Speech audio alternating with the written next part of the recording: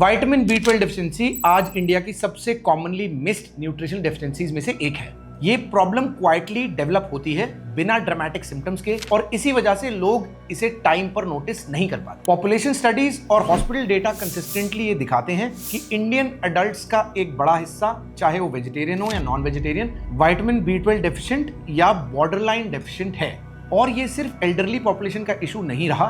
Young adults, diabetics, acidity के long term medicine, ये सब लेने वाले लोग और गट डिसऑर्डर वाले पेशेंट्स सब इस रिस्क जोन में आते हैं। सबसे कंसर्निंग बात यह है, विटामिन B12 डेफिशिएंसी के अर्ली सिम्टम्स बहुत वेग होते हैं। थकान, कंसंट्रेशन कम होना, इरिटेबिलिटी, टिंगलिंग सेंसेशंस, इन्हें अक्सर स्ट्रेस, वर्क प्रेशर या एज के नाम पर इग्नोर कर दिया जाता है। जब तक सिम्टम्स क्लियरली न्यूरोलॉजिकल या हेमेटोलॉजिकल फॉर्म में प्रेजेंट होते हैं, तब तक डेफिशिएंसी काफी टाइम से बॉडी को इफेक्ट कर चुकी होती है। इसीलिए क्लिनिकली विटामिन B12 डेफिशिएंसी को एक साइलेंट बट प्रोग्रेसिव डिसफंक्शन माना जाता है। मैं हूं डॉक्टर शुभम बत्स्या, एक सीनियर गैस्ट्रोएंटरोलॉजिस्ट, और इस वीडियो में हम विटामिन B12 डेफिशिएंसी को एक प्योर मेडिकल और फिजियोलॉजिकल लेंस से समझेंगे। सिम्टम्स, बॉडी क्यूज, गट अब्जॉर्प्शन और सबसे इंपॉर्टेंट फूड बेस्ड करेक्शन को और अच्छे से समझें। ये वीडियो आपको अननेसेसरी पैनिक में डालने के लिए नहीं है, लेकिन ये आपको अलर्ट जरूर करेगी, क्योंकि नर्व और ब्रेन हेल्थ के केसेस में डिले का कॉस्ट रिवर्सिबल नहीं होता। आइए शुरू करते हैं। व्हाट विटामिन B12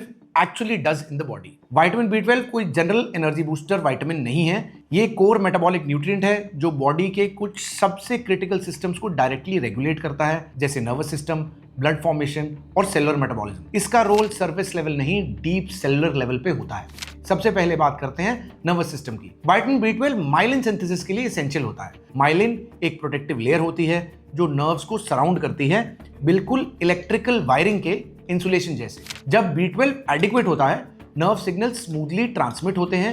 जब डेफिशिएंसी होती है, ये इंसुलेशन धीरे धीरे वीक हो जाती है, resulting in tingling, numbness, burning sensations, imbalance और एडवांस केसेस में परमानेंट नर्व डैमेज। दूसरा मेजर रोल होता है ब्लड फॉर्मेशन में। Vitamin B12 red blood cells के प्रॉपर मैच्योरेशन के लिए जरूरी होता है। B12 डेफिशिएंसी में abnormal oversize red blood cells बनते हैं जो ऑक्सीजन एफिशिएंटली कैरी नहीं कर पाते। इसकी वजह से पेशेंट्स को अनएक्सप्लेन्ड फटीग, डिजीनेस, ब्रेथलेसनेस और एक्सरसाइज इंटॉलरेंस होती है, इवन जब आयरन लेवल्स नॉर्मल होते हैं। इस कंडीशन को मेगालोब्लास्टिक एनीमिया कहते हैं, जो आयरन डेफिशिएंसी से बिल्कुल अलग पैथोलॉजी है। तीसरा क्रिटिकल फंक्शन है brain and cognitive health. Vitamin B12 DNA synthesis और न्यूरोट्रांसमीटर बैलेंस में इन्वॉल्व होता है। लो लेवल से memory issues, poor focus, irritability, mood changes और ब्रेन फॉग या मेंटल फॉग डेवलप हो सकते हैं। काफी केसेस में ये सिम्टम्स एंजाइटी या डिप्रेशन के लेबल के साथ ट्रीट हो जाते हैं, जबकि रूट कॉज न्यूट्रिशनल होता है और अर्ली स्टेजेस में कंप्लीटली रिवर्सिबल होता है। एक और इंपॉर्टेंट मेडिकल फैक्ट ये है कि ह्यूमन बॉडी विटामिन B12 को खुद प्रोड्यूस नहीं कर सकती। ये कंप्लीटली डाइटरी इंटेक और गट अब्जॉर्प्शन पर डिपेंड करता है। बॉडी के पास लिमिटेड लिवर स्टोर्स होते हैं जो कुछ सालों तक डेफिशिएंसी को मास्क कर सकते हैं। इसकी वजह से सिम्टम्स लेट अपीयर होते हैं, लेकिन जब स्टोर्स एग्जॉस्ट होते हैं, डिक्लाइन फास्ट और अग्रेसिव होता है। इसलिए vitamin B12 deficiency minor vitamin issue समझना कंप्लीटली गलत है। ये एक सिस्टमिक डेफिशिएंसी है जिसका इंपैक्ट ब्लड से लेकर ब्रेन तक होता है, और जब इसका फाउंडेशन क्लियर नहीं होता, तब तक फटीग, नर्व पेन और कॉग्निटिव इश्यूज का सस्टेनेबल सोल्यूशन पॉसिबल नहीं होता। What are the early body signals and symptoms of vitamin B12 deficiency? ये डेफिशिएंसी बॉडी के अंदर साइलेंटली प्रोग्रेस करती है और इसके अर्ली सिम्टम्स अक्सर नॉन स्पेसिफिक होते हैं। इसी वजह से पेशेंट्स और कभी कभी डॉक्टर्स भी इनिशियल स्टेजेस में इसे मिस कर देते हैं। लेकिन अगर आप बॉडी के सटल सिग्नल्स को समझना सीख लें, तो B12 डेफिशिएंसी को अर्ली स्टेज में पकड़ना बिल्कुल पॉसिबल है। सबसे कॉमन अर्ली सिम्टम होता है परसिस्टेंट फटीग, ऐसी थकान जो प्रॉपर स्लीप के बाद भी ठीक नहीं होती। ये नॉर्मल टायर्डनेस नहीं होती। इसका रीजन सिंपल है, B12 डेफिशिएंसी में red blood cells oxygen efficiently deliver नहीं कर पाते, जिससे मसल्स, ब्रेन दोनों अंडर फ्यूल्ड रह जाते हैं। दूसरा इंपॉर्टेंट सिग्नल होता है neurological discomfort, tingling sensation, numbness, pins and needle feeling, खासकर हाथों और पैरों में B12 डेफिशिएंसी का एक क्लासिक अर्ली मार्कर है। ये सिम्टम्स इनिशियली इंटरमिटेंट होते हैं, इसलिए लोग इन्हें पॉस्चर, विटामिन D या कैल्शियम डेफिशिएंसी के नाम पर इग्नोर कर देते हैं। लेकिन क्लिनिकली ये माइलिन डैमेज के अर्ली साइंस होते हैं जो बिना करेक्शन के प्रोग्रेसिवली वर्सन हो जाते हैं। तीसरा कॉमनली ओवरलुक्ड सिम्टम है ब्रेन फॉग और कॉग्निटिव डलनेस। पेशेंट्स डिस्क्राइब करते हैं पुअर कंसंट्रेशन, चीजें भूल जाना, डिसीजन मेकिंग स्लो हो जाना। स्टूडेंट्स और वर्किंग प्रोफेशनल्स इसे स्ट्रेस या वर्कलोड का रिजल्ट समझ लेते हैं, जबकि असल में न्यूरोट्रांसमीटर इम्बैलेंस और इम्पेयर्ड डीएनए सिंथेसिस इसका रूट कॉज होते हैं। Long standing deficiency mood changes, irritability और एंजाइटी लाइक सिम्टम्स तक ले जा सकती है। एक और इंपॉर्टेंट क्यू होता है oral symptoms, smooth tongue, burning sensation in mouth, frequent mouth ulcers या टेस्ट ऑल्टरेशन। ये सब B12 डेफिशिएंसी के classical but under reported science हैं। गैस्ट्रोएंटरोलॉजी प्रैक्टिस में ये सिम्टम्स काफी वैल्यूएबल डायग्नोस्टिक क्लूज होते हैं, स्पेशली जब साथ में एसिडिटी और गट इश्यूज भी प्रेजेंट हो। डाइजेस्टिव सिस्टम भी B12 डेफिशिएंसी के सिग्नल्स देता है, जैसे poor appetite, bloating, alternating constipation और डायरिया या अनएक्सप्लेन्ड वेट चेंजेस। ये सब इनडायरेक्ट इंडिकेटर्स हो सकते हैं, क्योंकि विटामिन B12 डेफिशिएंसी अक्सर गट अब्जॉर्प्शन इश्यूज के साथ लिंक्ड होती है। सिम्टम्स सिर्फ ब्लड या नर्व्स तक लिमिटेड नहीं रहते। एडवांस स्टेजेस में B12 deficiency balance issues, gait disturbance और मसल वीकनेस तक कॉज कर सकती है। ये स्टेज मेडिकल इमरजेंसी हो सकती है, क्योंकि नर्व डैमेज यहाँ पार्शियली इरिवर्सिबल भी हो सकता है। इसीलिए अर्ली रिकॉग्निशन क्रिटिकल होती है। जब सिम्टम्स सटल होते हैं तब इंटरवेंशन सबसे इफेक्टिव होती है। विटामिन B12 डेफिशिएंसी का रूल सिंपल है, सिम्टम्स जितने वेग होते हैं रिस्क उतना ही ज्यादा होता है, और इसीलिए अवेयरनेस और अर्ली टेस्टिंग सबसे इंपॉर्टेंट है। विटामिन B12 डेफिशिएंसी के केस में सबसे पहली गलती लोग ये करते हैं कि सिर्फ लिस्ट ऑफ फूड्स देखकर अज्यूम कर लेते हैं कि काम हो गया। लेकिन क्लिनिकल रियलिटी ये है कि B12 सिर्फ खाने का नाम नहीं है। B12 का मतलब होता है adequate intake plus proper absorption. इसलिए सिर्फ क्या खाना है ये नहीं, बल्कि कैसे और किस कॉन्टेक्स्ट में खाना है ये समझना जरूरी है। सबसे रिलायबल नेचुरल सोर्सेज और vitamin B12 animal based foods होते हैं। Eggs, milk, curd, paneer, fish, chicken और रेड मीट, ये सब B12 प्रोवाइड करते हैं, लेकिन इनकी बायोअवेलेबिलिटी अलग अलग होती है।